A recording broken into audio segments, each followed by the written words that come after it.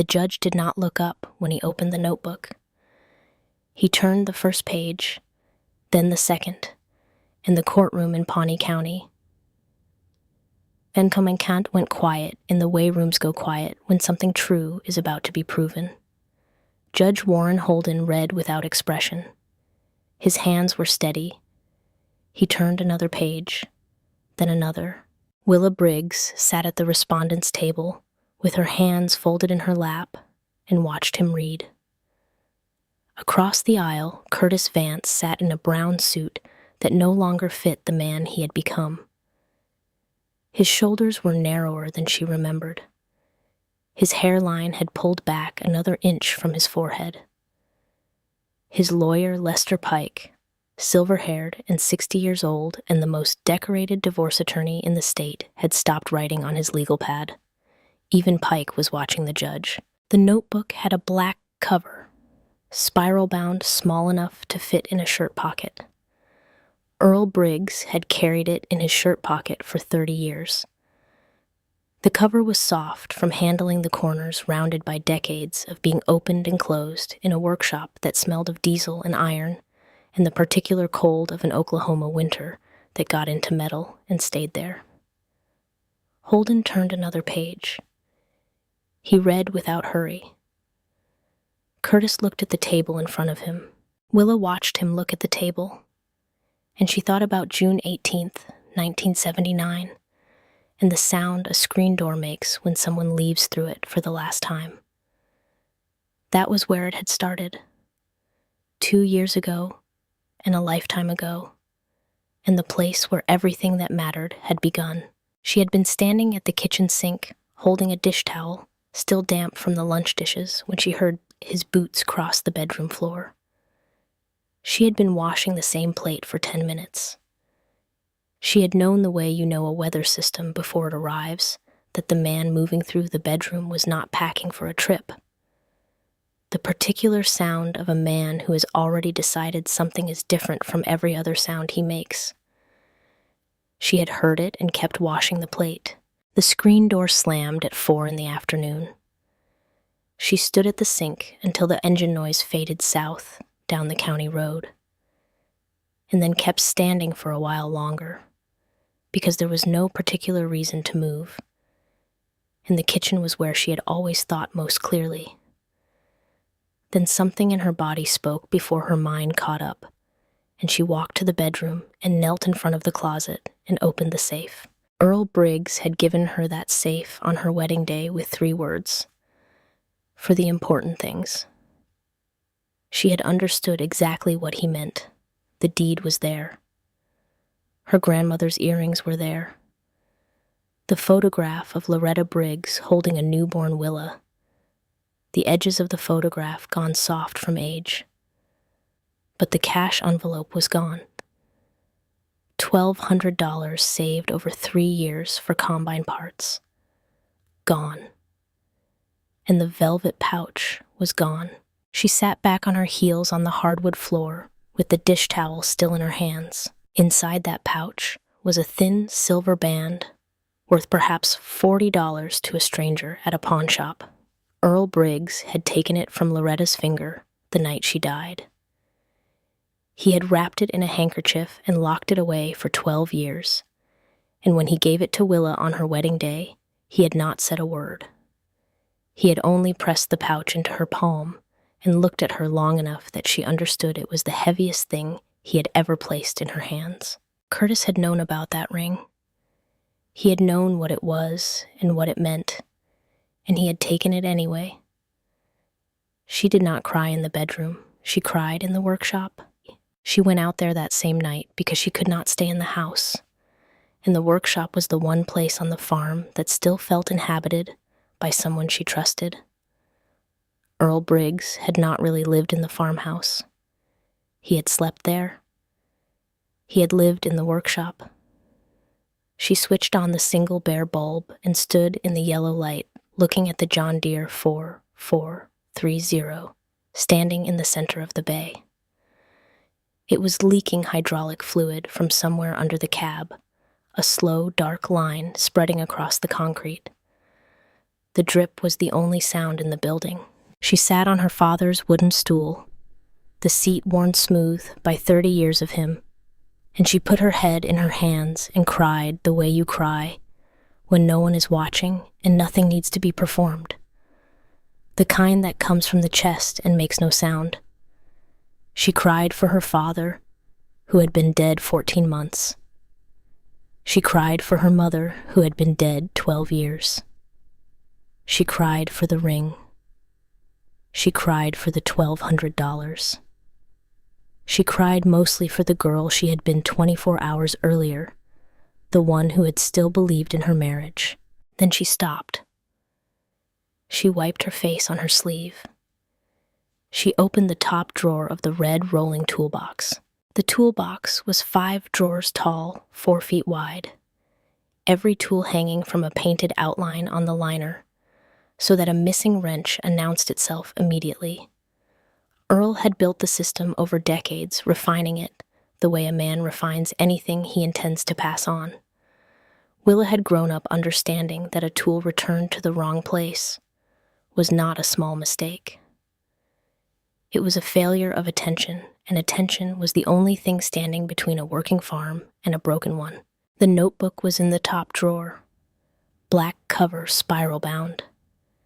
She opened to the first page. March 14th, 1949. Bought the McCormick tractor from a man named Whitfield. Paid $400 cash. Needs a new fan belt and the carburetor float is sticky.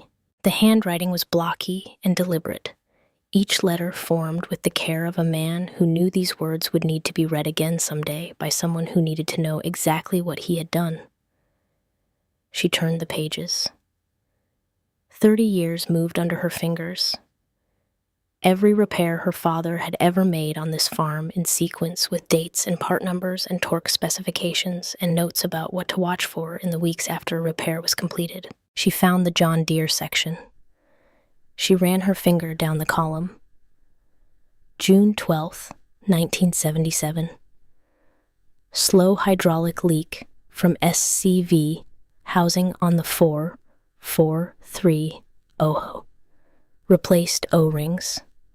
Part number R, 26448.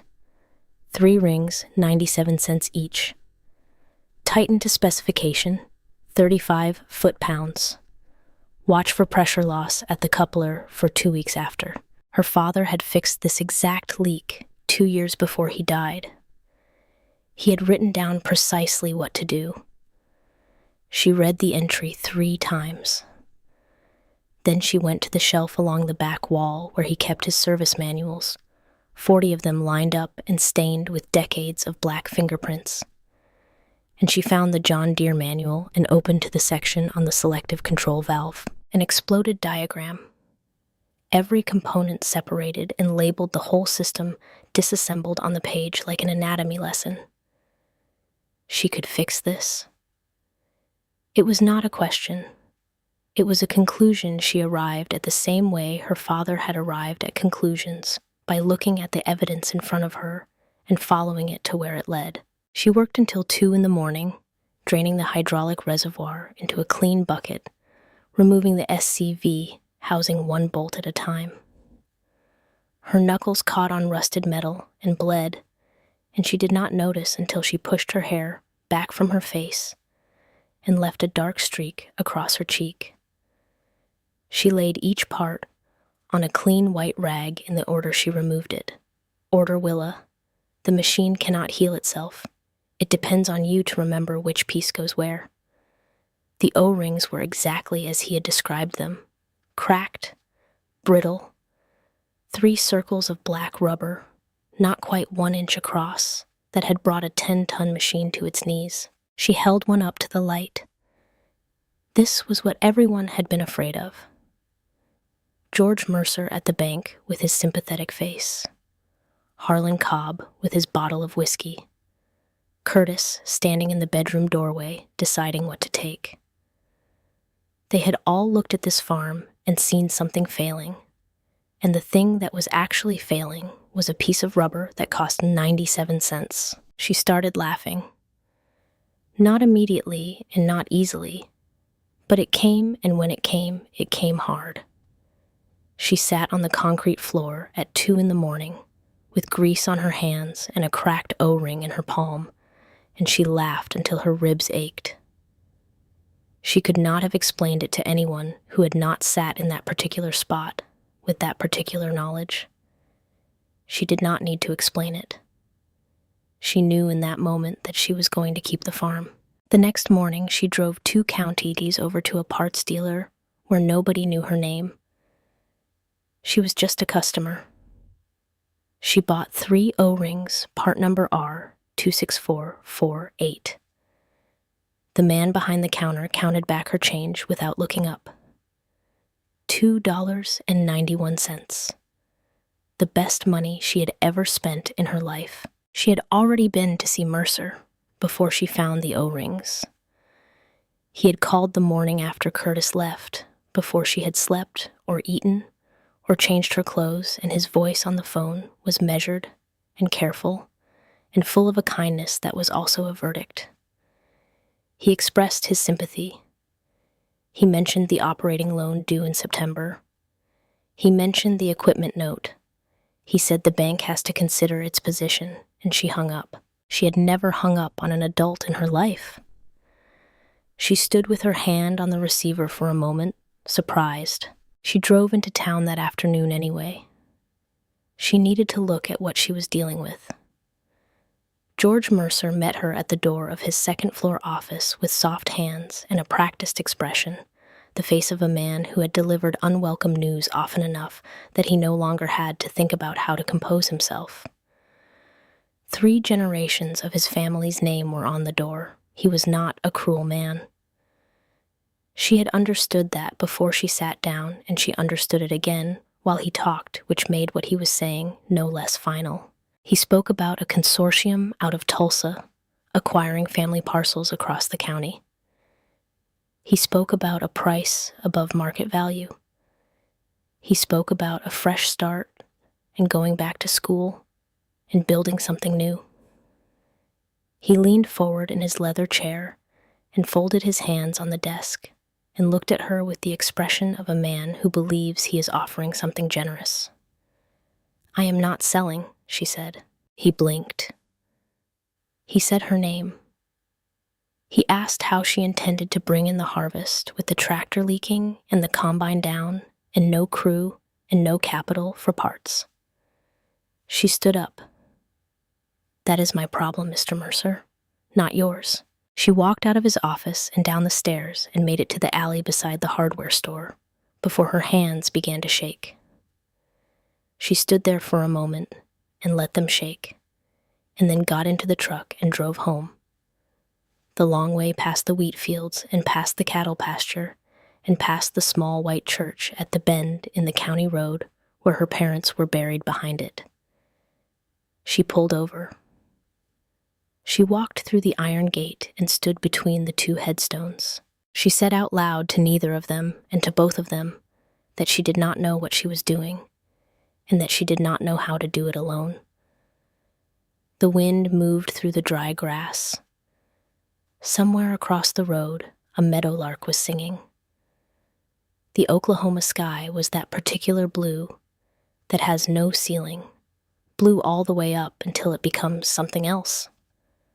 Something answered her from a place below words. "Yes, you do." She drove home. She went to the workshop and found the service manual and started reading. Harlan Cobb arrived the same afternoon before she had touched the machine. He drove a brand new red Ford pickup and parked it sideways in her driveway with the confidence of a man who has already decided a place belongs to him. He got out carrying a bottle of whiskey hat in hand, his voice layered with neighborly concern, and something older than concern underneath it. She stood on the porch steps and did not ask him in. He spoke about her situation. A young woman alone, 1,200 acres equipment problems, the bank already making calls. He offered to take the 400 West acres off her hands. Friendly price, cash money, $120 per acre. The land was worth $400. Anyone who farmed knew it. How do you know about the bank, Harlan? He smiled without answering. She looked at him, and something moved behind his eyes. A flicker of what was actually there beneath the performance of sympathy. Something patient and acquisitive. The look of a man who has been watching a door for a long time and has just heard the latch click. She remembered something her father had said when she was 12 years old. They had been sitting on the porch after supper, watching Harlan Cobb's truck go by on the county road. Earl had said it without turning his head, the way he said the things he considered settled. Harlan's daddy tried to buy this land from your grandfather back in the early days. Harlan will try again someday. You make sure you are ready. That was all. He had not elaborated. Earl Briggs did not elaborate on settled matters. She stepped down off the porch. She picked up the bottle of whiskey and handed it back. Get off my property. He took the bottle. He smiled the smile that was underneath the other smile. Your daddy was stubborn too, Willa. You know where that got him. Where did it get him, Harlan? In the ground, he said. He tipped his hat. He drove away. She stood in the driveway until the dust settled. Her hands were steady. There was something burning in her chest, but it was a clean fire, the kind that comes from knowing exactly where the lines are. It was 3 nights later, unable to sleep, that she went back to the workshop simply to sit with his tools and be near something he had touched and found what he had left for her. She had been through the bottom drawer of that toolbox 100 times in her life. She emptied it that night to look for a socket set she remembered from childhood, laying each tool on a clean rag as she went. When the drawer was empty, she saw it. The wooden bottom was not flush. Along the back edge, there was a thin gap less than a 1/4 inch invisible in daylight, with the drawer full of tools. She pressed her fingers along the edge, and the bottom lifted free. A false panel cut from the same oak as the drawer, sanded smooth, the work of a man who did everything carefully and never mentioned it to anyone. Underneath a leather pouch and a sheet of paper folded into quarters. She sat down on the concrete floor with her back against the toolbox. She opened the pouch first. $30 $100 bills. $3,000. She unfolded the paper. Willa, my girl, if you have found this, it means you went looking for something, which means you needed something, which means the time has come. This money is not for bills. Banks come and banks go. The land outlasts them all. This money is for the moment when you have to choose. When the easy thing is one road and the right thing is another road. When somebody tries to take something from you that they have no right to. This money is so you can stand your ground. Your mother knew this day was coming. She told me so before she died. She said, Earl, that girl of ours is going to outlast all of them. You make sure she knows it. Now you know it. Love always, Daddy. She turned the paper over. On the back, a second line in slightly darker ink, written in a different hour, as though he had come back to it. I met a man once who looked at this land the way a stranger looks at something he wants to own. Watch for that look, Willa. You will know it when you see it. Earl Briggs had met Curtis Vance before the wedding. He had watched him look at the farm the way Harlan Cobb's father had looked at it, and the way Harlan Cobb looked at it, and the way the consortium out of Tulsa looked at it, and he had not said a word out loud. He had come to the workshop instead and written one sentence on the back of a letter to his daughter. She sat on the concrete with $3,000 in her lap and a note from a dead man in her hands, and understood for the first time that she had not been alone for a single day since June 18th. She had only thought she was. He had known. Maybe since she was 6 years old, and he first lifted her onto the seat of the McCormick. maybe since she was 12, and began teaching her to read a service manual, the way some fathers teach their daughters to read music. He had been building something in her for decades, not with speeches, not with warnings, with part numbers and torque specifications and a false bottom, in a toolbox and a letter that said, "Stand your ground." She folded the note and put it in her shirt pocket against her chest. She put the money back in the pouch and climbed to the highest shelf in the workshop behind a row of empty mason jars. No one had moved in years and set it there. She would not touch that money for 2 years. When she finally did, it would bring something home she had believed was gone for good. She did not know that yet. She only knew her father had put it there. She climbed down. She turned off the light. She walked back through the dark to the farmhouse. Reverend Tate came in September, 6 weeks before harvest, on an afternoon warm enough that the porch was still comfortable. He was 70 years old, drove an old Plymouth, carried his Bible in a leather case his own father had given him. He sat with her in the late light and did not speak for a while, which had always been one of the things she respected about him. He understood that some silences needed to be kept before certain things could be said. "There are women in this world called into marriage," he said finally, "and there are women called into the land. Both are callings of equal weight. The world will tell you the second one is a failure of the first. The world has been wrong about that for a very long time." He looked out at the south field where the wheat had put up its first green inch since she had worked the ground alone all summer. "Your mother loved your father completely," he said. "She also loved this farm. She told me so the week before she died, when she was clear enough to say what she meant. She said, 'Reverend, my girl, is going to have to choose someday between her own happiness and somebody else's idea of what her happiness should be.' She said, 'Willa is going to choose her own.' She asked me to tell you when the time came that no woman who chooses her own life is selfish. She said to tell you her mother said so." He looked at her then. "I have been waiting 12 years to say that to you," he said. She could not speak. The meadow lark was across the road again. The wheat stood in the south field in the September light, 1 inch of green above everything her family had put into this ground. "You are doing what you were called to do," Tate said. "Don't let anyone tell you otherwise." He stood up. He put his hand briefly on her shoulder. He walked to his car and drove north toward town. She sat on the porch for a long time after he was gone, feeling her mother beside her, the way you feel someone in a dream, not with your eyes. The land was quiet. The cottonwoods along the western fence were beginning to turn. She was glad her mother had said. She had always been glad. The next morning, Willa Briggs rose before 4 and walked to the equipment shed.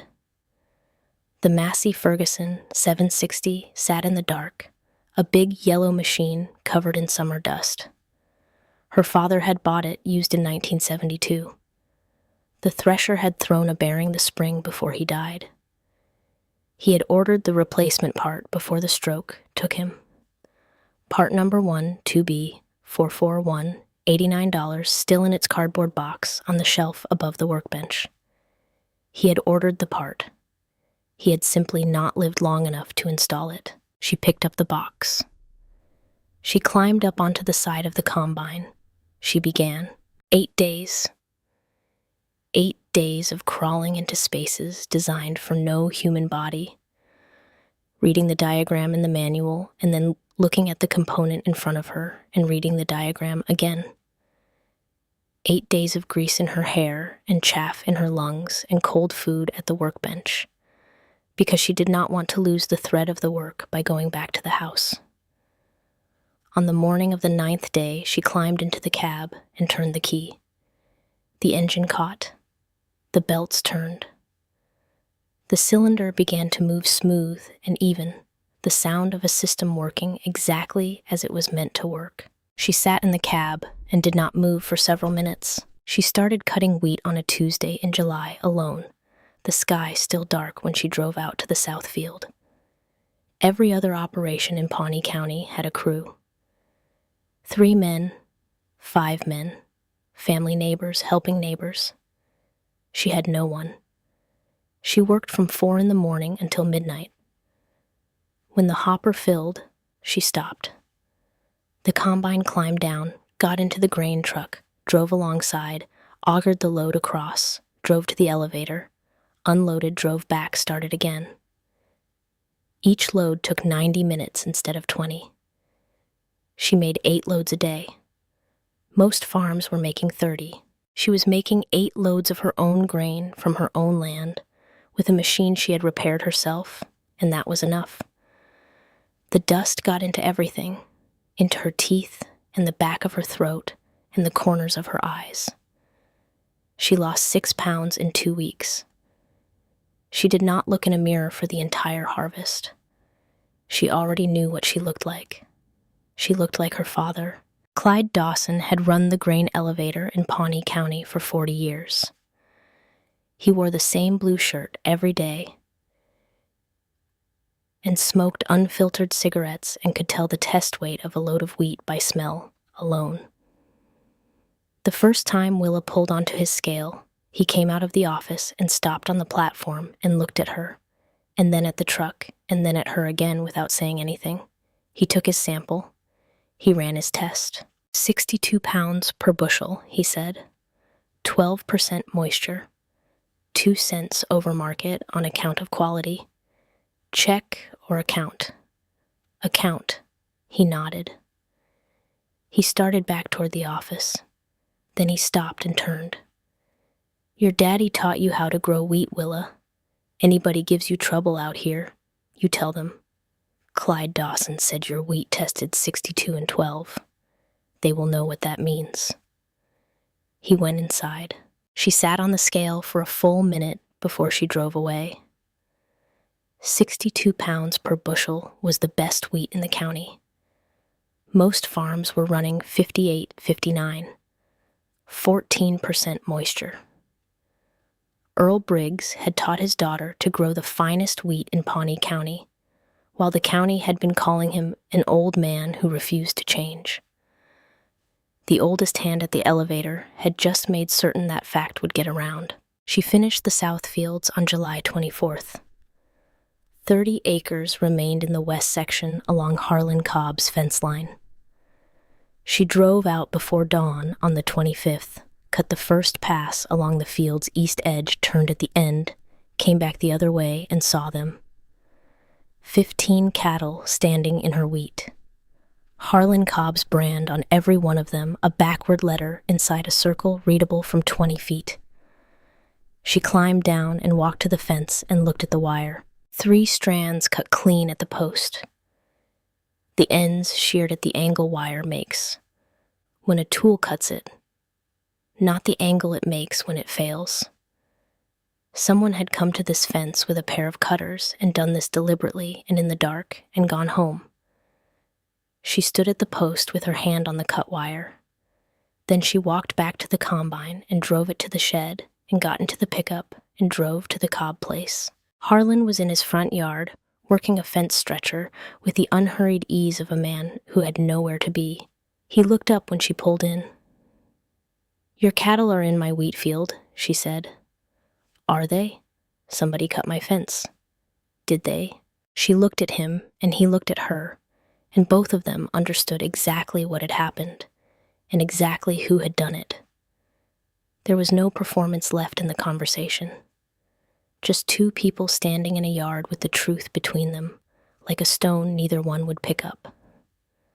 The law says if your fence is down, you are liable, he said. Not me. She said it again. Somebody cut my fence, Harlan. He said, prove it. He picked up the fence stretcher. He turned his back. Have a nice day, Willa. She drove home. She sat at the workbench in the workshop and took a sheet of paper and a pencil and wrote 2 things down. Pawnee County Library, Roy Pickett.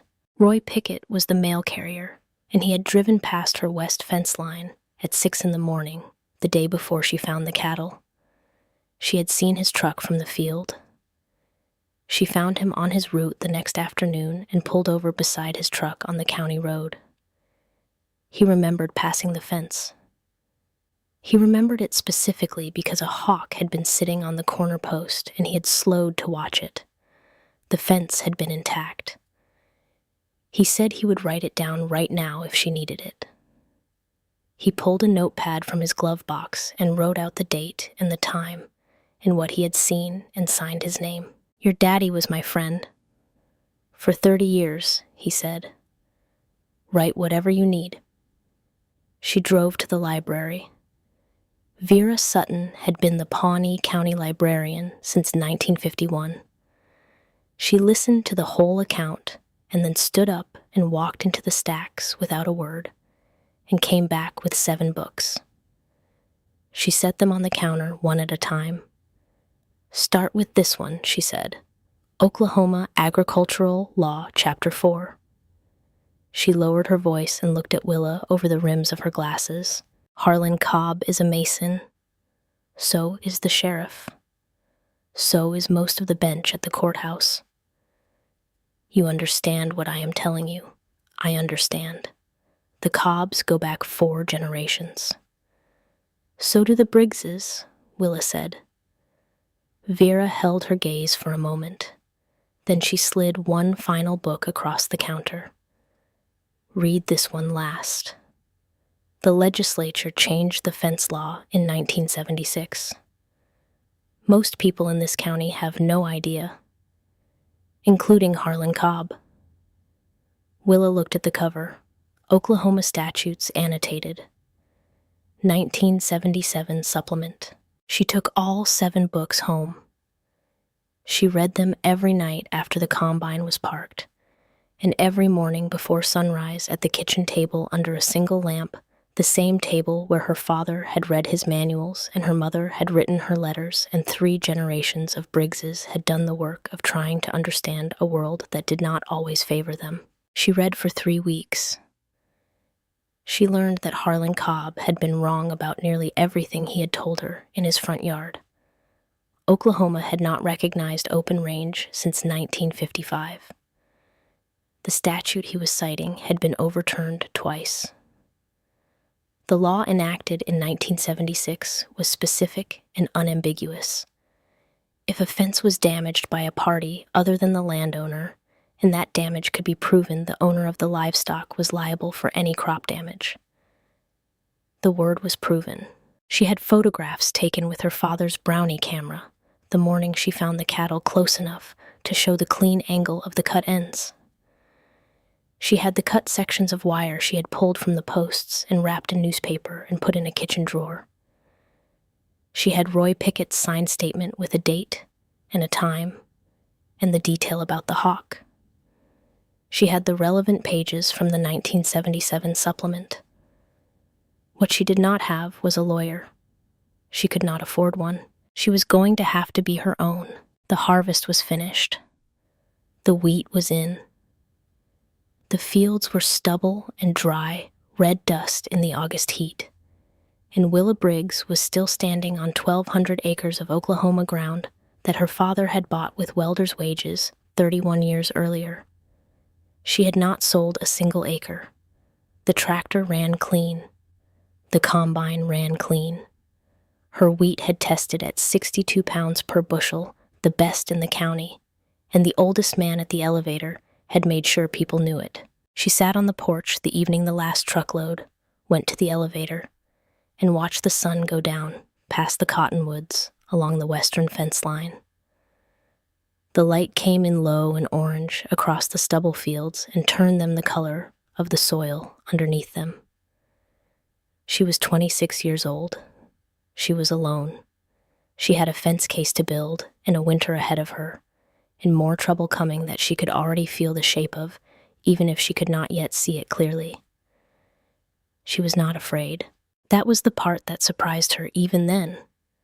After everything that summer had asked of her, after the screen door and the empty safe, and the cracked O-ring, and the 8 days inside the combine, and the 31 days of harvest alone, and Harlan Cobb's smile in her driveway, in the cut wire at the post, and the $3,000 on a concrete floor at 3 in the morning, she sat on her father's porch in the late August light, and she was not afraid.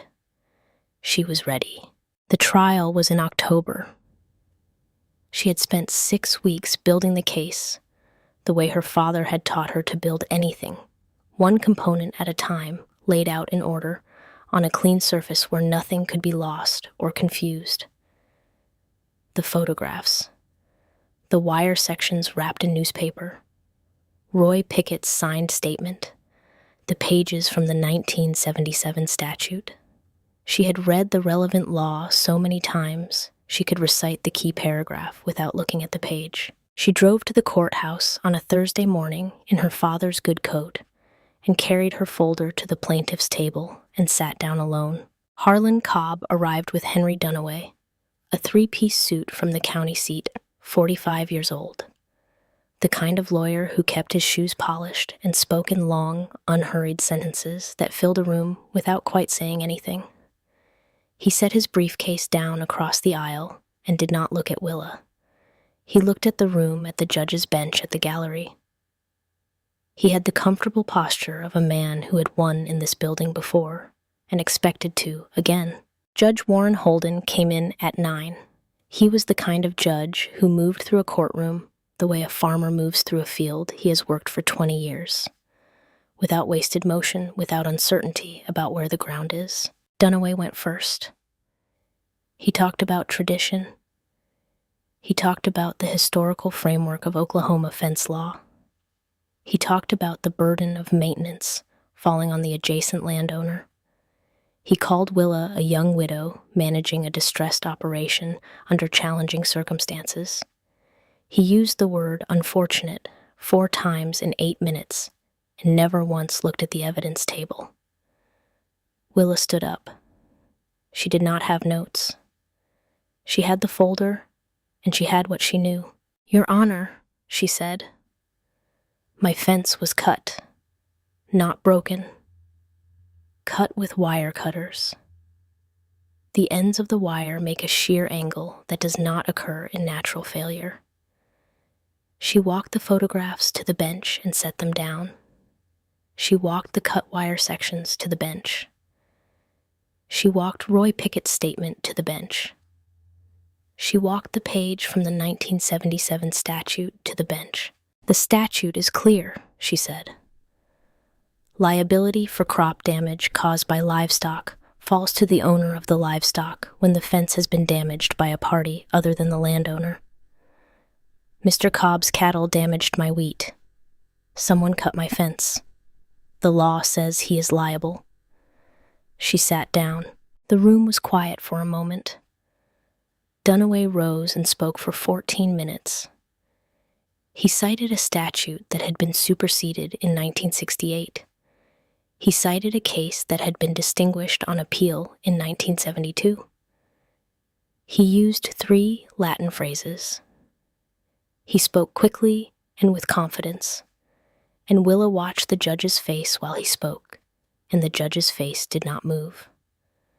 When Dunaway finished, Holden picked up the page she had placed on his bench. He read it slowly. He set it down. "Counselor," he said, "were you aware of this statute?" It was not really a question. "Your Honor, I would argue the previous statute retains interpretive force in cases of this nature." "It does not," Holden said. "It has been replaced.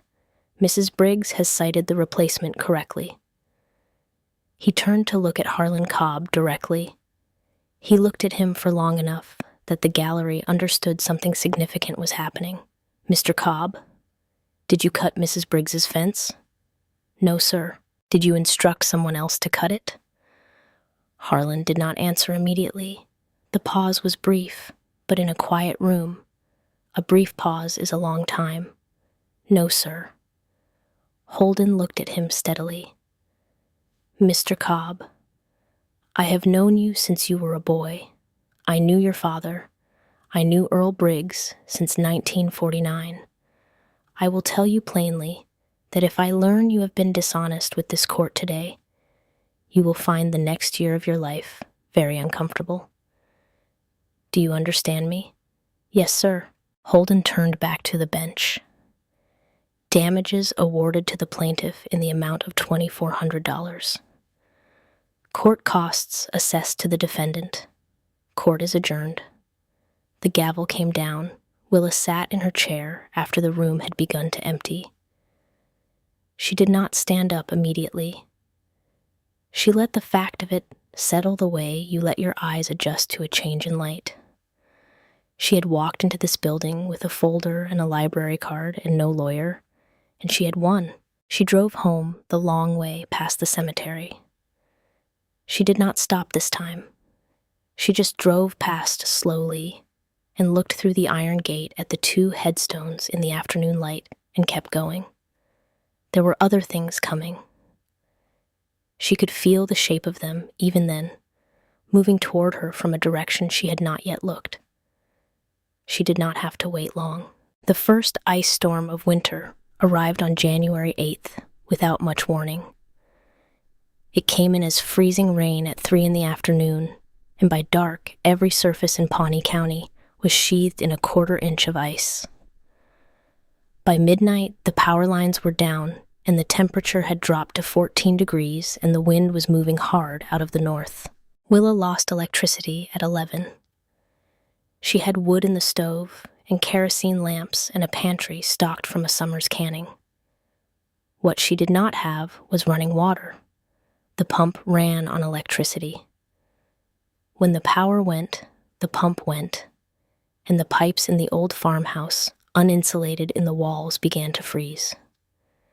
She came downstairs at 6 in the morning in 3 layers and a wool blanket over her shoulders and found an inch of standing water on the kitchen floor. She stood in the doorway and looked at it. It would be dishonest to say she handled it with grace. She sat down on the bottom step of the stairs and put her face in her hands, and for 1 full minute, she let herself be finished. She thought about Mercer's offer and Nadine's spare bedroom and a small apartment in some city where the pipes ran inside the walls and the weather was someone else's problem. She thought about all of it clearly and without flinching. Then she got up because there was no one else to get up. She put 2 more logs in the stove. She pulled on her coat over the wool blanket. She went out to the workshop in the dark, in the ice, and she opened the top drawer of the toolbox and took out the notebook. She turned to a random page and found what she needed in less than a minute. October 1962. Drained water lines before hard freeze. Shut-off valve location noted below. Recommend adding cellulose insulation behind pipe junctions in wall, behind kitchen cabinet. Approximate cost $4. Her father had described the exact valve, the exact location, the exact fix. He had written it down 17 years before she needed it, and there it was. She went to the root cellar. She found the main shut-off. She closed it. She went back upstairs and bailed the kitchen floor with a bucket 4 hours of work. And when she was done, she sat at the kitchen table and ate cold beef stew from a jar and drank coffee she had made on the wood stove and did not feel sorry for herself because there was no available energy for it. 3 days later, the power came back. She patched the burst pipe herself with copper tubing and a torch. She packed cellulose insulation behind the kitchen cabinet exactly as Earl had recommended in 1962. The pipe did not freeze again in 32 winters after that. The morning after the storm broke, she went out to count the cattle. She had put 11 head into the barn when the ice began, and she counted 12 when she opened the barn door. In the far corner behind a round bale, her oldest cow had given birth in the night. A heifer calf, black and white, already on her feet, already nursing alive and steady after a night that would have tested an animal twice her age. Willa went into the stall slowly and knelt in the straw. The calf came to her, the way new calves come curious and unafraid, and sniffed her outstretched hand, and then licked it with a tongue that felt like warm, rough cloth. She sat in the straw and cried for the third time since Curtis had left. Not the same crying as the workshop or the cemetery. This was something different. This was not something breaking. This was something opening. She named the calf Della after her mother's oldest sister, who had been the stubbornest woman in 3 counties and had died at 91, still arguing about a property line. Della lived to be 16 years old. She produced 14 calves. Every animal Willa ran on that farm in the decades that followed carried some piece of Della's bloodline. But on that January morning, Willa only knew that the farm was still alive, and she was still in it. Nadine Fletcher came in August, 8 months after the ice storm, driving up from Tulsa on a Saturday with a casserole dish wrapped in a kitchen towel, and the particular expression of a woman who has been rehearsing what she wants to say. Nadine had been Willa's closest friend since the 3rd grade. They had passed notes in school, cried together over their mother's rules, stood beside each other at each other's weddings. Nadine had married a doctor named Robert and lived in a good house in Tulsa with 2 children and a station wagon. She had come out to the farm the summer before to tell Willa to sell and move to the city. And Willa had not done it, and Nadine had gone home believing her friend was making a mistake. She looked different now. Her hair was shorter and had been cut without much attention. Her lipstick had been applied, and then mostly wiped off and reapplied uneven. She set the casserole on the counter and sat down at the kitchen table without being asked, and did not say anything for a while. Willa turned off the canning burner and sat across from her. What happened? Robert is having an affair, Nadine said. It has been going on for 2 years. His secretary called me last week. She said I deserved to hear it from someone who wasn't his lawyer. She looked at the table. Everyone in Tulsa knew. Everyone except me. Willa got 2 glasses and filled them from the pitcher and pushed one across. Are you leaving him? I don't know. I have 2 children, and I haven't worked in 8 years, and my mother is going to be devastated, and I don't know what I am doing. She looked up then, and her eyes were the eyes of someone who has had the ground shift under them and has not yet found solid footing. Willa, she said, last summer when I came out here and told you to sell, when I told you that you were burying yourself, I was so certain I was right. I was so certain my life was the better life. She looked down at the glass. I was the one running away. I just didn't know it. Willa put her hand over Nadine's. You weren't running away. You were looking at a different map. How did you know to stay? When everyone was telling you to go. How did you know? Willa thought about it honestly before she answered. I didn't have anywhere to go, she said. Not the way you mean it. The farm is where I am. There isn't a Willa without it. Leaving would have been leaving, the only ground where my mother and my father are still alive. Nadine was quiet for a moment. I never thought about it like that. I know you didn't. They stayed at the table until the afternoon light moved across the floor, and the casserole had cooled enough to eat. Then they ate and talked, and when the light was gone, they stood at the counter together, canning the last of the summer tomatoes.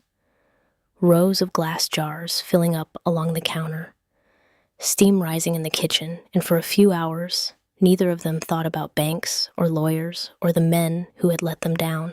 Nadine slept in the spare room. In the morning, she drove back to Tulsa to begin what she later called her real life. She left Robert that fall. She went back to school for nursing at the age of 32. She became the most capable and the most stubborn person Willa had ever known, which was saying something.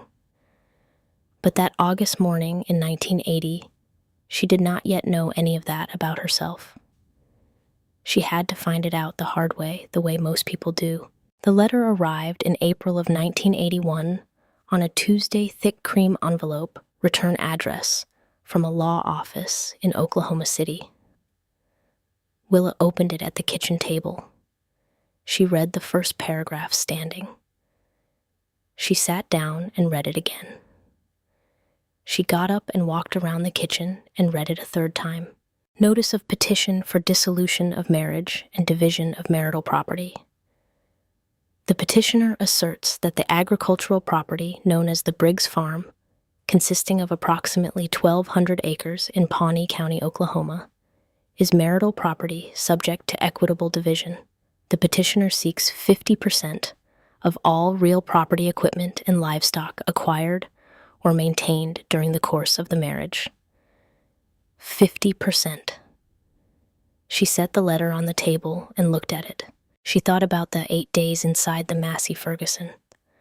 She thought about the 31 days of harvest alone. She thought about 4 a.m. and midnight, and the dust in her teeth, and the 6 pounds she had lost. She thought about the ice storm, and the burst pipe, and the bucket on the kitchen floor. She thought about the fence case, and the 6 weeks of law books, and standing at the plaintiff's table alone with her folder. She thought about all of it, 2 years of it, and then she thought about Curtis Vance in his brown suit in Houston, or wherever he was, who had walked out of this house with her mother's ring in his pocket, and $1,200 in cash, and had not looked back for 2 years, and who now wanted half of everything her father had built, and she had kept. She picked up the letter. She went out to the workshop. She climbed to the shelf behind the mason jars and took down the leather pouch. She held it in her hands for a moment, remembering what Earl had written. This money is for the moment when you have to choose, when somebody tries to take something from you that they have no right to. She counted out $200. She drove into town. The office of Dottie Raines, attorney at law, was on the second floor of the building above the drugstore on Main Street, 2 rooms, a desk, a typewriter, 1 window, looking down onto the street. Dottie was 31 years old. She had graduated from the University of Oklahoma Law School in 1978 and moved back to Pawnee County to care for her mother when her brothers had found themselves too busy. She had been practicing for 3 years and had not yet had enough clients to cover her rent consistently. She was eating a tuna sandwich at her desk when Willa walked in. She read the petition. She set it down. She looked at Willa across the desk with the careful eyes of a woman who has trained herself not to show what she is thinking until she has finished thinking it. Then she said, "Mrs. Briggs, I believe we should win this case." She paused. "But I need to be honest with you first. This will not be simple. Your husband's attorney will argue that the increase in the property's value during the marriage constitutes marital equity regardless of who performed the labor. He will argue that Curtis Vance's presence, even if only residential, represented a form of support." Willa said he didn't contribute anything. "I believe you, but what I believe is not evidence. What I need from you is a record, a contemporaneous record showing who worked this farm and who did not, going back as far as possible." Willa looked at her. She thought about the top drawer of the red rolling toolbox. "I think I have what you need," she said. She brought the notebook the next morning, wrapped in a clean shop rag, riding on the passenger seat of the truck. She carried it up the stairs to Dottie's office and set it on the desk. Dottie unwrapped it the way you unwrap something fragile. She opened to the first page. She read. She turned the page and read again. She kept reading, and Willa watched her face change the way a lawyer's face changes when they understand what they are holding. The careful neutrality giving way to something quieter and more serious. After 10 minutes, Dottie looked up. "Every repair on this farm for 30 years is in this book. Yes, every entry is dated and initialed. Yes." She turned to the years 1974 through 1979. The 5 years of Willa's marriage to Curtis Vance. She ran her fingers slowly down each column of entries. Earl Briggs's initials. Willa's initials. In 5 years of marriage, there was not a single entry with Curtis Vance's initials. Not one.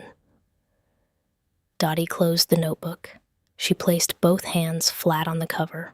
Willa, she said, this is not just evidence. This is the cleanest piece of evidence I have seen in any marital property case. Your father documented every piece of work done on this farm for 30 years. He trained you to continue that documentation. Together, the two of you created a record that proves beyond any reasonable argument who kept this farm alive, and it was not Curtis Vance. Willa had not thought of it that way. She had written in the notebook because her father had taught her to write in the notebook. Not as a legal strategy, not as protection against a future she had not imagined.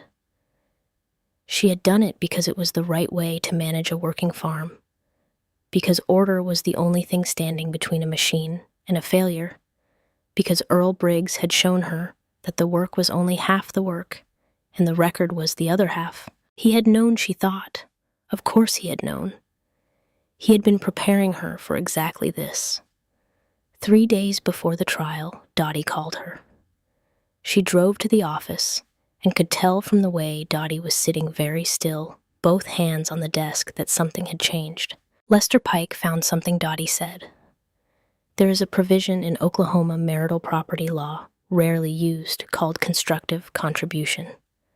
The argument is that a spouse who remained absent and made no financial demands on the marital estate could be seen as having contributed by not burdening the operation.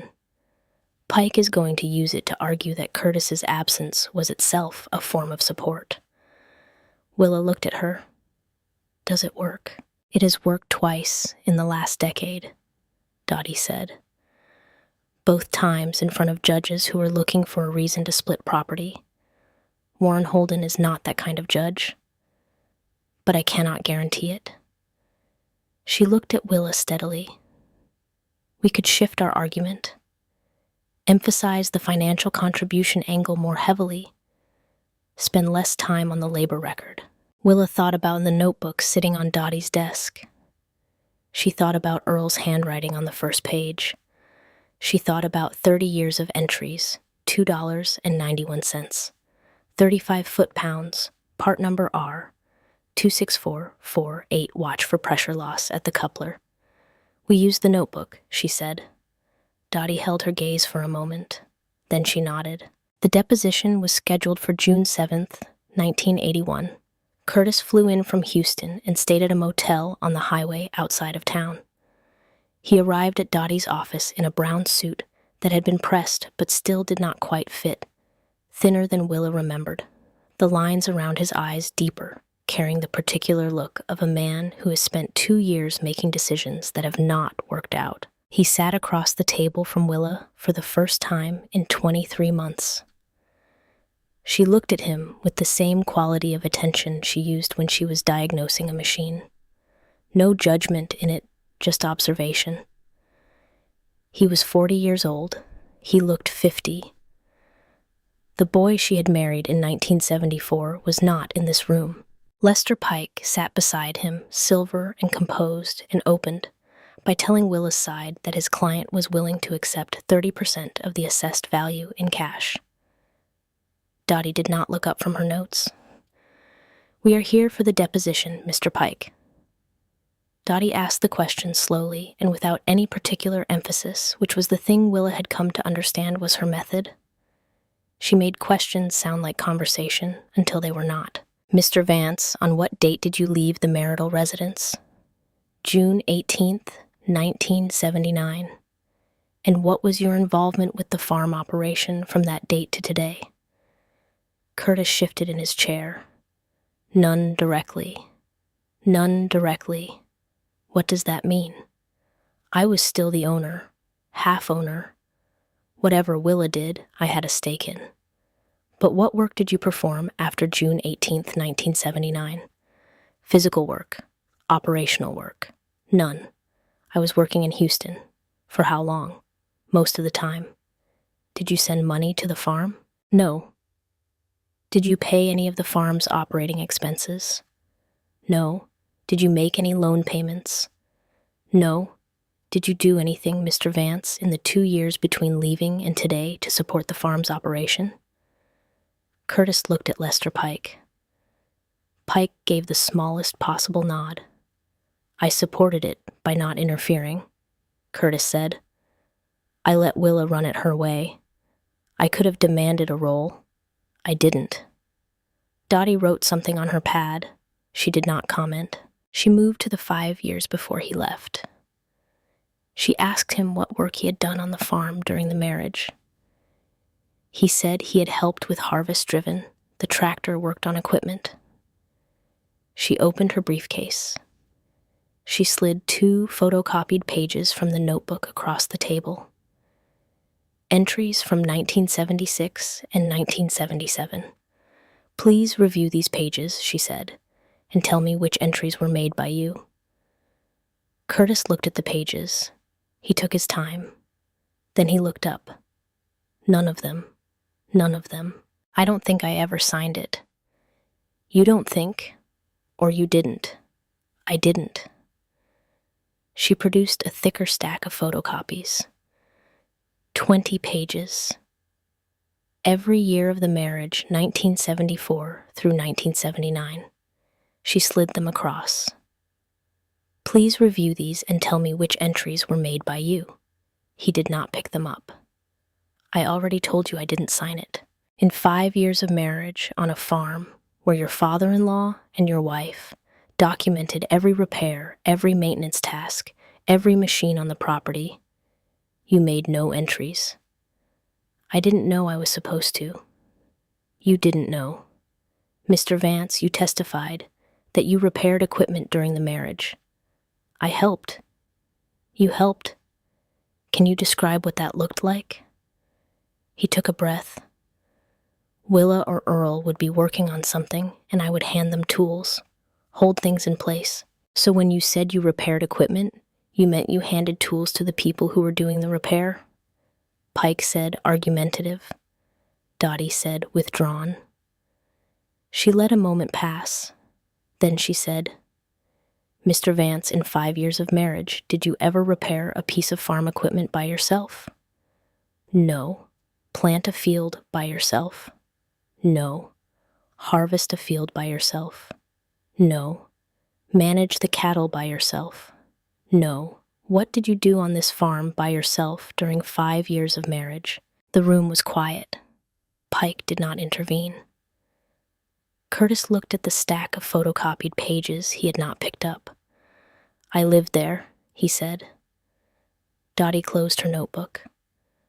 I have no further questions. Willa looked at Curtis across the table. He did not look up. She did not feel triumph. She felt something closer to grief, the particular grief of watching someone arrive at the truth about themselves too late for it to be useful to either of you. Outside on the sidewalk afterward, Dottie said it would go to trial in September. She said the constructive contribution argument would come up and they would be ready for it. She said the notebook would do what the notebook needed to do. Willa drove home in the long afternoon light, past the wheat that was already heading out in the south field, past the cattle on the pasture, past the corner where she could see the top edge of the cemetery behind the church. The farm looked the way it had always looked from this road, unchanged, patient, waiting. She turned into the driveway and parked and sat in the truck for a moment. In September, she would walk into a courtroom and a judge she had faced before would open her father's notebook and read it, and the next thing that happened would determine whether she kept this farm or lost half of it to a man who had lived in the house for 5 years and never once written his name in a single line of the record. She got out of the truck. She walked to the workshop. She opened the top drawer of the toolbox and took out the notebook and opened it to the next blank page. She picked up a pencil.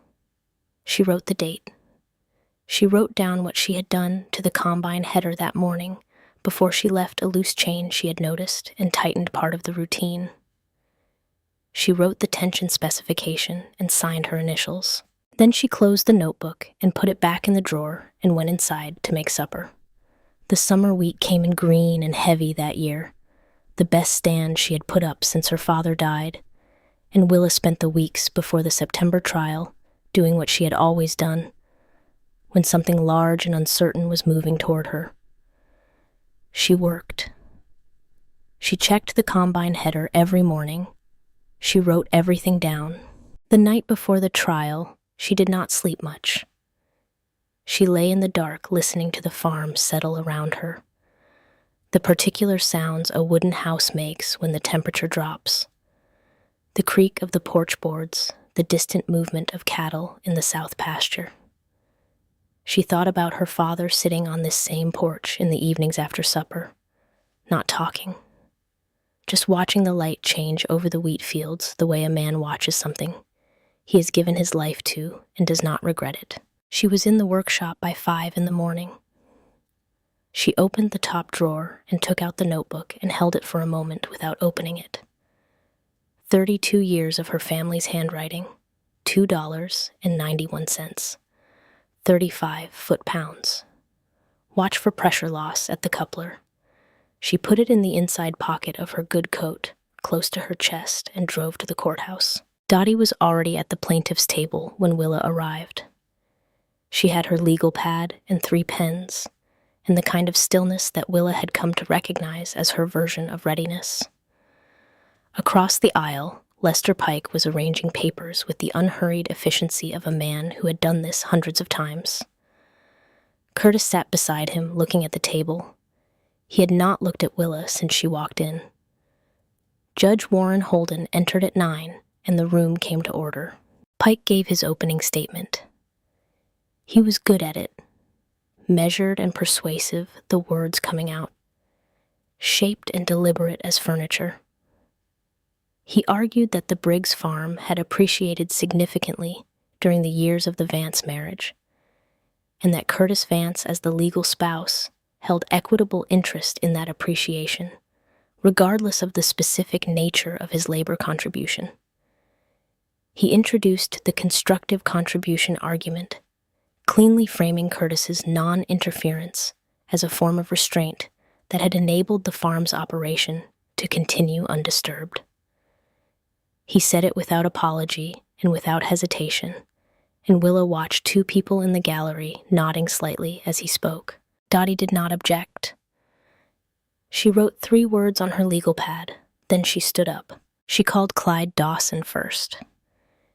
He came to the stand in his blue shirt, the same one he wore every day, and testified that he had been receiving grain from the Briggs farm since 1955. And that from the summer of 1979 onward, every single load had been brought to his scale by Willa Briggs driving the grain truck herself. He testified that he had not seen Curtis Vance at the elevator in the 2 years since the separation. He testified that Willa's wheat had tested at 62 pounds per bushel. In 1979, the highest test weight of any grain delivered to his facility that season. Pike cross-examined briefly. Dawson did not change any of his answers. Dottie called Roy Pickett. He testified to the intact fence on the morning of July 24th, 1979, the hawk on the corner post, the signed statement he had written out on the county road. He had driven past the Briggs property 5 days a week for 10 years and had not seen Curtis Vance's truck on the premises since June of 1979. Dottie called Vera Sutton. The librarian testified in her precise, unhurried way. Way that Willa had checked out 47 books on Oklahoma, agricultural law, fence statutes, and state jurisprudence in the year before the fence trial. She testified that she had personally instructed Willa in how to read a shepherd's citation and how to trace a statute's legislative history. She testified that Willa had returned every book on time and in the condition she had received it. There was a small sound in the gallery at that last detail. Not quite laughter. Something warmer than that. Then Dottie walked to the evidence table and picked up the notebook. She carried it to Judge Holden and placed it before him. "Your Honor," she said, "I would ask the court to examine Plaintiff's Exhibit A. This is the farm operations log maintained by the late Earl Briggs, beginning in March of 1949, and continued without interruption by his daughter, Willa Briggs, following his death in 1978. Every entry is dated. Every entry is initialed by the person who performed the work. The log documents 32 years of continuous farm operation." Holden took the notebook. He opened to the first page. He read. The courtroom went the way it had gone 2 years earlier during the fence trial, that particular quality of silence that is not emptiness, but attention. Everyone in the room understanding that something was being decided. Pike did not move. Curtis looked at his hands. Dottie stood at the evidence table with her hands clasped in front of her. Holden turned pages. He read for a long time. 15 minutes, perhaps more. He read the way Willa had read in the library, not scanning, actually reading, following the entries, the way you follow a story. Then he closed the notebook. He looked at Curtis Vance. "Mr. Vance, stand up." Curtis stood. Pike stood beside him. Holden held up the notebook. "Do you know what this is? It's Earl's notebook. It is Earl Briggs's record of every piece of work performed on the Briggs farm from 1949 until his death in 1978, Holden said. And it is Willa Briggs's record of every piece of work performed on that farm since. Are you aware that your name does not appear in this record?" "Yes, sir." "Not once." "Mr. Vance, in 32 years of farm documentation, your name appears nowhere." Curtis said nothing. Holden set the notebook down. He removed his reading glasses and held them in one hand. "Mr. Vance, I am going to say something to you that I want you to carry with you. In the state of Oklahoma, on a working farm, the land does not belong to the person who sleeps on it. The land belongs to the person who keeps it alive. This notebook is the record of who has kept the Briggs farm alive. That record goes back to 1949. It does not include you. Not because you were absent for 2 years. Because you were never there in the way that counts." He looked at the notebook one more time. Then he looked at the room. The court finds in favor of the respondent. The petition for division of marital property is denied in its entirety. The Briggs farm, including all real property, equipment, livestock, and improvements thereon, is the sole and separate property of Willa Briggs. Costs are assessed to the petitioner. He brought the gavel down. He rose from the bench and walked down to the floor and crossed to the respondent's table and extended his hand to Dottie Raines. "Counselor," he said, "that is the finest trial work I have seen in this courtroom in 20 years. He shook her hand. He walked out. The gallery began to move. Pike gathered his papers with the composure of a man who has lost gracefully before and knows how to do it. Curtis did not look up. He sat at the table after Pike had left and looked at the surface of it, and Willa, gathering her own papers, watched him from across the aisle, and the thing she felt was not the satisfaction she might have expected. It was something older and quieter than satisfaction. It was the feeling of a thing being correct, of the world just this once being arranged the way it actually was. She picked up the notebook from the evidence table. She put it back inside her coat.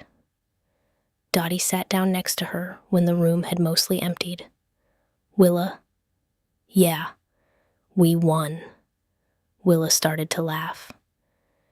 Then her throat closed and her eyes filled, and then she was doing both at the same time, laughing and crying, in a wooden chair in the Pawnee County Courthouse on a Thursday afternoon in September, and Dottie put her arm around her shoulders and led her. After a while, Willa wiped her face with the back of her hand. "Your father built that case," Dottie said quietly. "He built it in 1949, and he kept building it every day for 30 years. He just didn't tell anyone." Willa looked at the empty room around them. "He told me," she said. "He just used a different language." The autumn of 1981 took apart everything that had been built on borrowed confidence.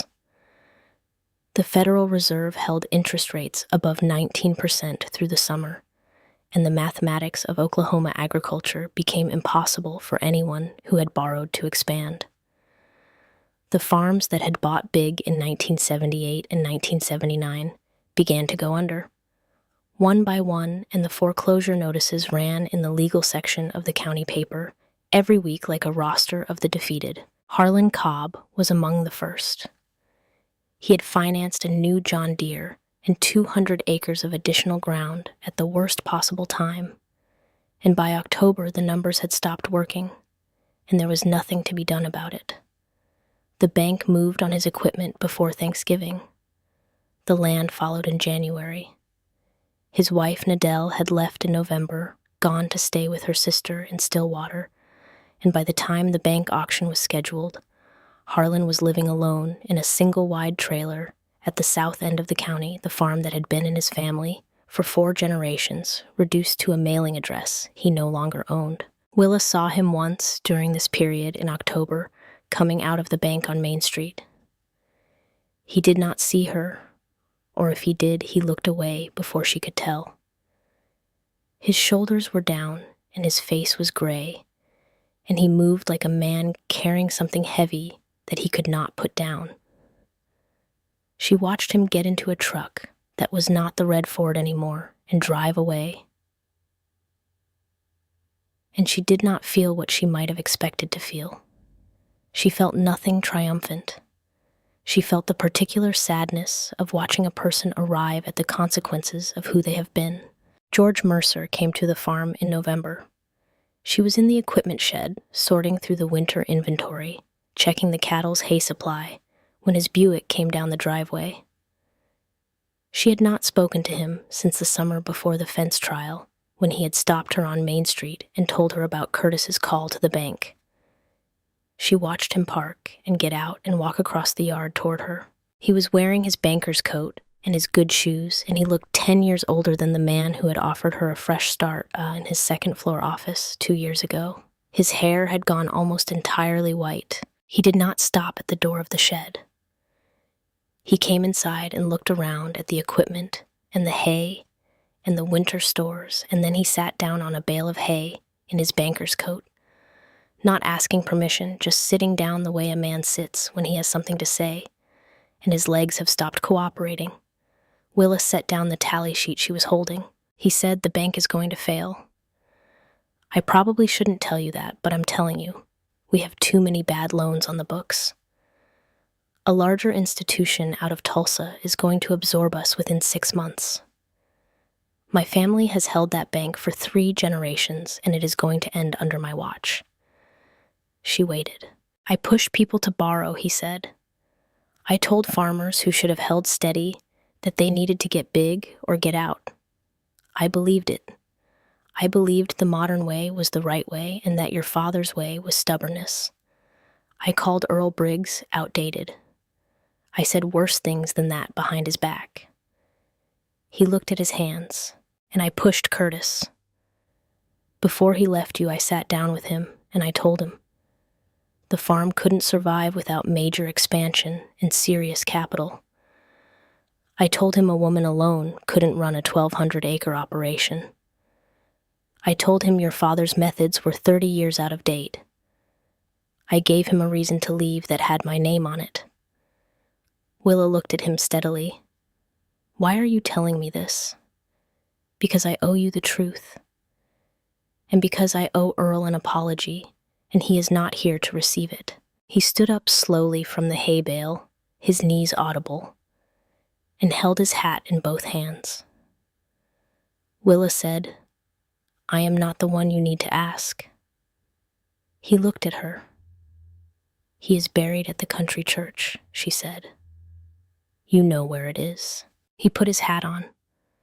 He walked back across the yard to his Buick and drove north on the county road, and she watched him until the car disappeared around the bend, and she knew without needing to ask later that he had gone to the cemetery and stood at her father's headstone and said what he needed to say to a man who was beyond hearing it, but who deserved to have it said anyway.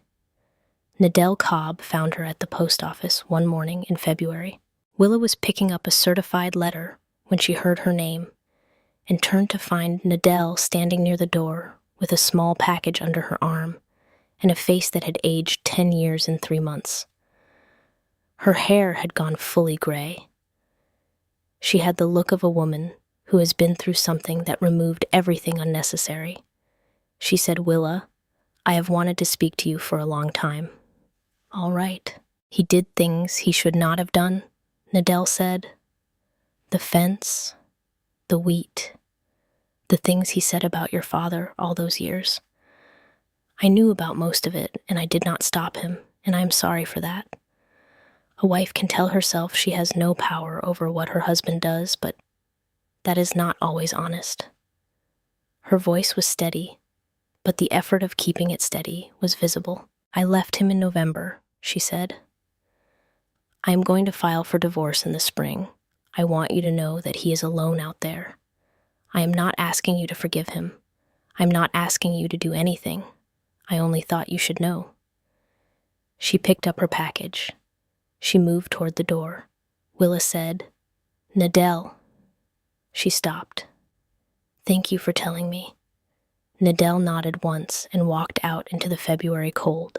Willa drove home and thought about it for 2 days. She thought about Earl Briggs and what he had taught her about neighbors, about the difference between a person and their worst actions, about the fact that hunger was hunger, regardless of who was hungry. On the second evening, she went to the kitchen and made a pot of chicken soup, the way her mother used to make it, with dumplings and carrots from the root cellar, and a whole bird from the hen house. And she baked a pan of cornbread, and she put everything in a basket and drove to the south end of the county. Harlan Cobb's trailer was beige, set on cinder blocks, a wooden step at the door, a propane tank on the side, weeds in the gravel. It was the kind of place a man ends up when everything he thought he was has been taken apart and catalogued and sold at auction. She knocked. It took him a long time to answer. When he opened the door, he was thinner than she had ever seen him, and his eyes had the particular flatness of a man who has stopped expecting anything good. He looked at her. He looked at the basket. He looked at her again. "What are you doing here? I brought you supper." "Why?" "Because my father taught me that when a neighbor goes hungry, you bring food." He looked at the basket for a moment. He said, "I cut your fence. I put my cattle in your wheat. I tried to buy your land for 1/3 of what it was worth. I said things about your father that I am ashamed of. I know. Why are you here? I just told you why." He looked at the basket. His hands came up slowly and took it from her, and she could see that his hands were shaking. Not from cold, from something else entirely. The basket shook in his grip, and he stood in the doorway of his trailer, holding chicken soup and cornbread and the full weight of what he had done, and then he was crying. Not quietly, not carefully. The way a man cries when there is nothing left to protect. She stood at the bottom of the wooden step and waited. She did not go up to him. She did not touch him. She just waited, because sometimes the only useful thing is to be still while someone else falls apart. After a while, he stopped. He wiped his face with his forearm and looked at her with eyes that were exhausted and clear. "I am sorry, Willa. For all of it. For the fence. For the wheat. for what I said about your daddy, for believing a woman couldn't run this land. I'm sorry. Thank you, Harlan. He looked down. I don't know how to live with what I did. You start by eating supper, she said. Tomorrow you'll think of something else. She walked back to the truck. She drove home through the February dark, the fields on both sides of the county road sitting bare and cold, under a sky full of stars. The land resting. The way land rests between one thing and the next. Curtis came back in October of 1982. She was on the porch shucking corn for the freezer when she heard a truck on the county road slow and turn into the driveway. It was not his red truck.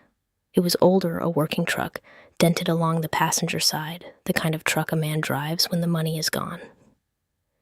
He parked and got out and stood by the door for a moment, looking at the farm, the way a man looks at a place he used to live and no longer recognizes his claim to. He walked to the porch and stopped at the bottom step. He took his hat off. Maggie, he said. Then he stopped. Willa. Sorry. She kept her hands on the corn. He looked at the porch floor. He said the place looked good. She said it was good. He said he had been wrong about everything about the farm and her father and leaving, and he was sorry. He said Houston had not worked out. 3 jobs, 2 women, some trouble with the law in Texas. Nothing serious, but it had cost him what little he had saved. He said he had come back to ask if maybe they could try again. She set the corn down on the porch railing. She looked at him for a long moment, not with anger, not with satisfaction, with the kind of attention that has been cleared of everything unnecessary by time and consequence. Curtis, she said. Sit down. He sat on the bottom step. He looked up at her. She said, 3 years ago, you stood in our kitchen and called this farm a millstone around your neck. You called my father a fool. You took $1,200 we had saved together, and you took my mother's ring, and you drove down that road, and you did not look back for 2 years. And then you hired a lawyer to take half of what I spent those 2 years keeping alive. He said, I know all of that. You don't want to be a husband, she said. You want to be somewhere. You want a roof and a kitchen and someone to come home to after you have been wherever you go. That is not the same as wanting me, and it is not the same as wanting this farm. He looked at his hands. He said he didn't have anywhere to go. He said he didn't have any money. She went inside. She came back out with an envelope. She held it out to him. $500, she said. That is enough to get you to wherever you are going next. New Mexico, Arizona, wherever the work is. This is not generosity. This is me making sure you leave. He took the envelope. He looked at it. Then he reached into the inside pocket of his jacket and brought out a small velvet pouch and held it toward her. She knew what it was before she took it. I sold it 3 months after I left, he said. Pawn shop in Houston. I bought it back 6 months ago. I kept meaning to mail it, and I didn't. He paused. I am sorry, Willa, about a lot of things, but most of all about the ring. He set the pouch on the porch railing beside the corn.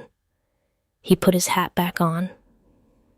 He walked to his truck and drove down the driveway and turned south onto the county road, and she watched until the taillights were gone and the sound of his engine had faded into the general quiet of an October evening in Oklahoma. She sat on the porch for a long time without moving. Then she opened the pouch. The ring was there.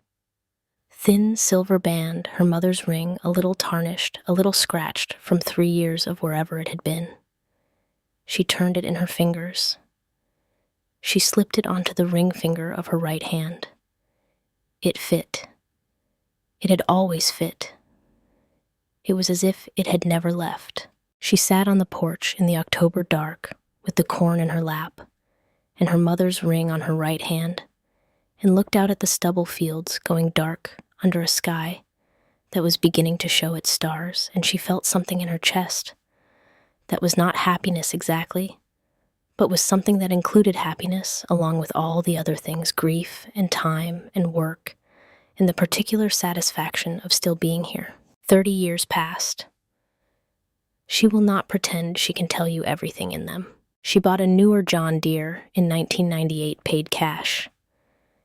She never sold a single acre of the 1,200. She never bought any either.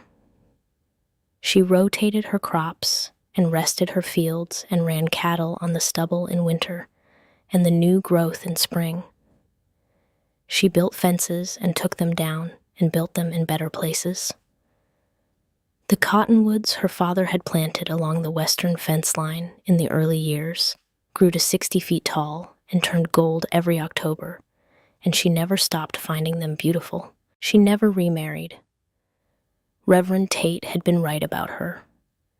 She had a different calling, not a lesser one, not a sadder one, simply a different one. And she had followed it the way you follow the thing that is yours to follow when you are honest enough to recognize it. She had family. She had Nadine, who had rebuilt her own life from different materials and become someone neither of them had predicted. She had her niece Caroline and Caroline's daughter Piper, who had been coming to the farm since she was 4 years old and had grown up learning the same things Willa had learned in this workshop, not because anyone made her, but because some people are made for certain places and the place knows it before the person does. It was October of 2012. Piper was 18 years old and leaving in a week for Oklahoma State University to study agricultural science. The first person in the Briggs family to go to college for the thing they had always done. She had spent the week at the farm asking questions, the kind of questions you ask when you are trying to understand something, before you leave it for a while, about Earl and Loretta, and about the summer of 1979, and about all of it. That morning she had sat across from Willa at the kitchen table and asked the question Willa had been waiting for her to ask. Aunt Willa, why did you never get married again? Willa looked at her. Piper had Loretta's eyes, the same dark, serious eyes that had looked at this farm and known it without being told. I want to show you something, Willa said. She went to the workshop. She came back with 2 things wrapped carefully in clean cotton cloth, one in each hand, and set them on the table. She unwrapped the first one, the notebook black cover, spiral-bound soft from handling. This is your great-grandfather Earl's, she said. Every repair on this farm from March of 1949 forward. Every part number, every torque specification, every note about what to watch for afterward. I have been adding my own entries since June of 1979. There are still blank pages. There always will be. She said it in front of Piper. Piper picked it up carefully, the way Dottie Raines had picked it up in her office 30 years earlier, with the instinctive respect people show for things that have outlasted their ordinary purpose. She unwrapped the second bundle. A smaller book, leather-bound brown, the leather cracked along the spine from age. This is your great-grandmother Loretta's, she said. She kept a diary the last 2 years of her life. Your great-grandfather hid it in the same place he hid the letter and the money. I found it 6 months ago when I was cleaning out the workshop properly for the first time in 20 years. He must have known I wasn't ready to read it before then. She had read it slowly over those 6 months, 2 pages at a time, late in the evenings after the work was done. A page or 2 of her mother's handwriting before sleep, her mother's voice coming back to her in the particular quiet of the farmhouse at night, the way rain comes back after a long dry spell, gradually, and then completely.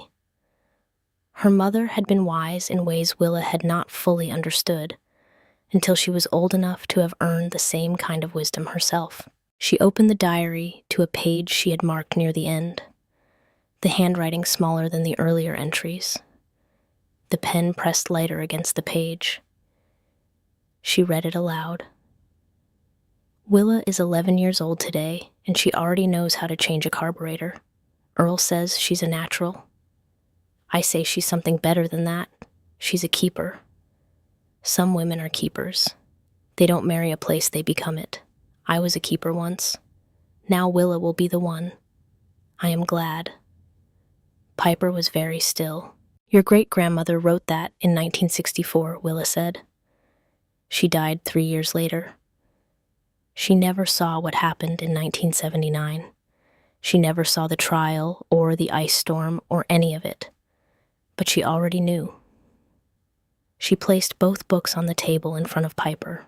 The reason I never remarried, she said, is the same reason Earl Briggs never stopped writing in that notebook, and the same reason Loretta knew what she knew about me when I was 11 years old.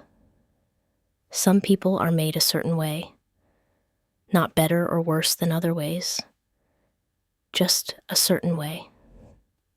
I figured out in the summer of 1979 that I was made to be the keeper of this ground. Once you know something like that about yourself, there is not much use pretending otherwise. She held up her right hand, the thin silver band on her finger. This was your great-grandmother's, she said.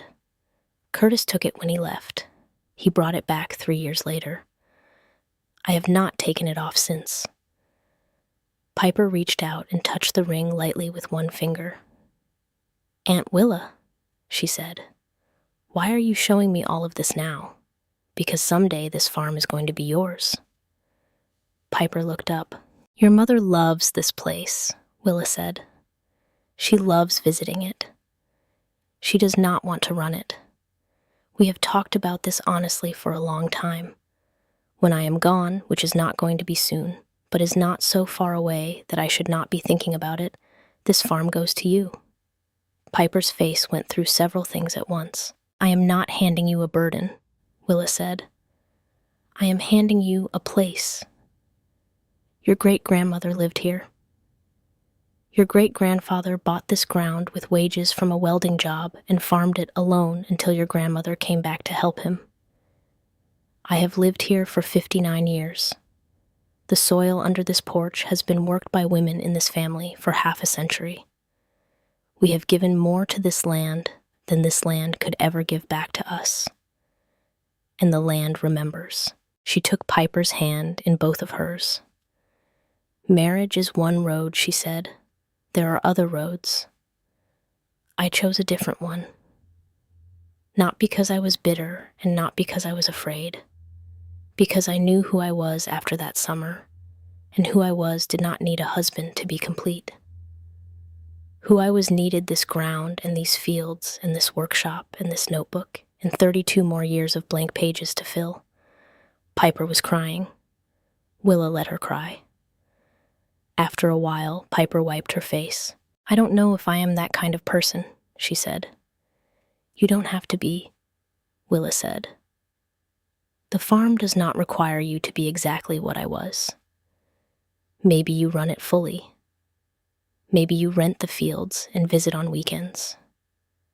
Maybe you live in the farmhouse and do something I cannot imagine from here. The only thing I am asking is this. Do not sell it. Do not let it become something it is not. Do not let someone buy it who looks at this dirt and sees only what it is worth. I won't, Piper said. I promise I won't. I know you won't. They sat on the porch until the sun went down over the cottonwoods and the air turned cool and smelled of the harvest coming and the season changing. Then they went inside and Willa made supper, and they ate and talked until late. And it was one of the best evenings Willa could remember in a life that had not been short of good evenings. After Piper went to bed, Willa went out to the workshop one last time. The bare bulb overhead, the red toolbox, the service manuals on the shelf, the cold iron smell of the place that had been the center of her life since she was old enough to stand on a stool and watch her father work. She opened the top drawer. She took out the notebook. She opened to the last blank page. She wrote the date. October 14th, 2012. She wrote Piper came to the farm this week. I gave her the notebook. I gave her Loretta's diary. I told her about the summer of 1979 and all that came after. I told her the farm will be hers. She is ready. She is going to be all right. She paused. She wrote, "We are going to be all right." She signed her initials, W. She closed the notebook. She put it back in the top drawer of the red rolling toolbox beside the outline of every tool her father had ever owned. She turned off the bare bulb. She walked back to the farmhouse through the October dark, the Oklahoma sky overhead so full of stars that the space between them seemed almost incidental, the Milky Way a pale river running from one edge of the world to the other. Somewhere beyond the stubble fields, a coyote called and was answered by another far away. She listened until the sound faded. She went inside. She slept. And in the morning, the sun came up over 1,200 acres of red Oklahoma dirt that a man had bought with welder's wages in 1948. Dirt that a woman had loved before her daughter was old enough to understand what it meant to love a piece of ground. Dirt that had been called a millstone and a patch, and an outdated dream and a lost cause, and had outlasted every name it had ever been given. The land remembered. It always had. It always would.